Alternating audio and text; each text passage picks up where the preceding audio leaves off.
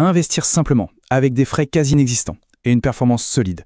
C'est la grande promesse des ETF. Mais attention, derrière cette façade de simplicité, il y a des risques, des périls que beaucoup de gens ignorent. Alors au final, c'est une promesse ou c'est un piège?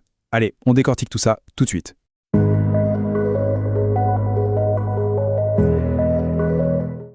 Regardez bien ce chiffre, 80%. Et laissez-le infuser un instant. C'est un nombre qui devrait interpeller tous ceux qui se soucient un minimum de leur épargne. Mais qu'est-ce qu'il veut dire au juste? Qu'est-ce qui se cache derrière ce pourcentage énorme? Eh bien, la réponse, elle est juste là. En gros, ça veut dire que dans 80% des cas, un simple ETF fait mieux qu'un fonds d'investissement géré par des professionnels. Vous imaginez? 4 experts sur 5, dont c'est le métier, n'arrivent pas à battre le marché. C'est une anomalie assez folle et c'est vraiment le point de départ de tout notre décryptage. Bon, face à ce constat, qui est quand même assez brutal, la question est simple. S'il est si compliqué de battre le marché, est-ce qu'il n'y aurait pas une autre manière de faire, une façon de jouer plus simple, plus directe? Et c'est précisément là qu'arrive notre sujet du jour, l'ETF. C'est un outil financier qui a été pensé non pas pour être le plus intelligent de la classe, mais pour être le plus pragmatique. Allez, on plonge dedans.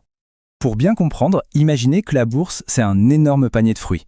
L'approche classique, c'est quoi? C'est d'essayer de deviner, d'analyser, pour trouver le fruit qui sera le meilleur de la saison. C'est un vrai travail d'expert et franchement, c'est super risqué. L'ETF, lui, change complètement la donne. L'idée, c'est, plutôt que de galérer à choisir un seul fruit, pourquoi ne pas acheter une toute petite part de tout le panier, d'un seul coup? En un clic, on se retrouve avec la performance moyenne de l'ensemble. Simple, non? Alors voilà, la définition un peu plus formelle. Un ETF, qu'on appelle aussi souvent un tracker, c'est un fonds d'investissement qui a un seul but, suivre, traquer un indice. Par exemple, le CAC 40. Si le CAC 40 prend 1%, l'ETF prend 1% à quelques pouillèmes près pour les frais. C'est aussi simple que ça. Alors, pourquoi ça cartonne autant? Eh bien, c'est un vrai cocktail gagnant. D'abord, la diversification immédiate, c'est la règle numéro 1 pour limiter les risques. Ensuite, c'est super accessible. On achète et on vend ça toute la journée, comme une action classique. Et le point clé, c'est les frais de gestion, qui sont ridicules. Pourquoi si bas? Parce qu'un ETF, ça ne paye pas une armée d'analystes pour essayer d'être plus malin que le marché. Non, ça se contente de le copier. Moins de matière grise, eh bien, moins de frais pour l'investisseur final. Ok, mais concrètement, comment ça marche? Comment est-ce qu'un ETF fait pour coller à un indice de façon aussi précise? En fait, il y a 2 grandes méthodes pour ça. Le truc à vraiment comprendre, c'est ce changement total de philosophie. On ne paie pas quelqu'un pour ses intuitions, pour ses coups de génie. Non, on paie pour une copie mécanique, quasi automatique, d'un indice. C'est un peu comme en surf. On n'essaie pas de dompter la vague, on se contente de glisser dessus. Alors, ces deux méthodes, quelles sont-elles? La première, c'est la réplication physique. C'est la plus simple à comprendre. L'ETF achète et possède vraiment toutes les actions de l'indice qu'il suit. C'est direct, c'est transparent. L'autre méthode, c'est la réplication synthétique. Là, c'est un peu plus abstrait.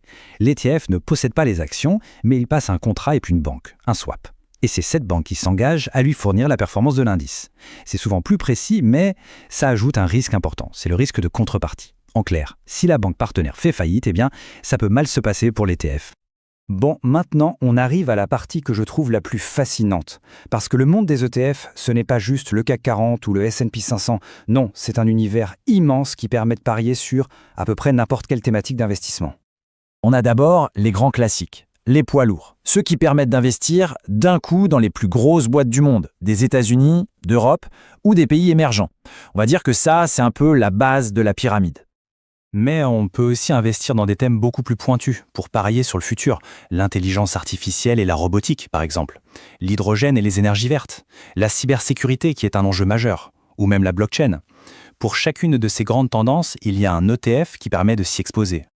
Et on peut même aller encore plus loin, être encore plus précis en visant des secteurs très spécifiques, la santé, la finance, l'immobilier et même des thématiques aussi essentielles que la gestion de l'eau. L'idée, c'est de pouvoir miser sur une conviction forte tout en gardant une diversification à l'intérieur de ce secteur. Voilà, jusqu'ici tout va bien, c'est la belle promesse. Mais il n'y a pas d'investissement sans risque, jamais. Et les ETF ne font pas exception. C'est maintenant qu'on doit parler du péril, et c'est sans doute la partie la plus importante de ce décryptage. La simplicité des ETF, qui est leur plus grande force, peut aussi être leur plus grand piège. Parce que simple à acheter ne veut absolument pas dire sans risque. Le risque numéro 1, le plus fondamental, c'est le risque de marché. Il faut être très clair là-dessus. Un ETF n'est pas un bouclier magique. Si le marché qu'il suit se casse la figure de 30%, la valeur de l'ETF va se casser la figure de 30%. Point. Il n'y a personne aux commandes pour essayer de limiter la casse. On est exposé brutalement et sans filtre. Et ce n'est pas tout, il y a d'autres risques à connaître. D'abord, ce qu'on appelle l'erreur de suivi. La performance ne sera jamais parfaitement identique à celle de l'indice, à cause des frais, de petits décalages. On a déjà parlé du risque de contrepartie pour les ETF synthétiques, c'est crucial. Il y a aussi un risque de liquidité, surtout pour les ETF un peu exotiques. S'il n'y a pas beaucoup d'acheteurs, ça peut devenir compliqué de vendre au bon prix. Et enfin, bien sûr, le risque de change si l'ETF est dans une autre monnaie, comme le dollar. Et là, attention, un avertissement très important, notamment de la part des autorités financières, sur les produits complexes. Je pense par exemple aux ETF à effet de levier. Eux, ils multiplient les variations du marché, que ce soit à la hausse ou à la baisse. Ce sont des outils pour les pros, c'est extrêmement dangereux et c'est à fuir absolument quand on n'est pas un expert. Alors, au final, qu'est-ce qu'on retient de tout ça? Comment on navigue entre cette promesse qui est quand même incroyable et ces risques qui sont bien réels? Allez, on fait le bilan.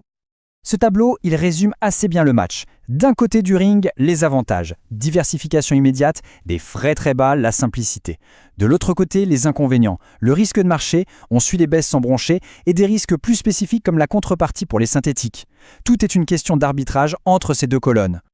Et au fond, tout se résume à cette règle d'or, martelée par les autorités financières. Avant d'investir, il faut comprendre ce qu'on achète. Ça paraît évident, mais c'est la base de tout. Que ce soit un ETF ou autre chose, la connaissance, c'est la meilleure protection. Il faut prendre le temps de lire, de comprendre l'indice, les frais, les risques. Alors voilà, les ETF ont clairement démocratisé l'investissement. Ce sont des outils incroyablement puissants. Mais comme n'importe quel outil puissant, tout dépend de la personne qui s'en sert. La vraie question, ce n'est pas de savoir si les ETF sont bons ou mauvais. La vraie question, c'est de savoir s'ils correspondent à nos propres objectifs et surtout à notre propre niveau de compréhension des règles du jeu.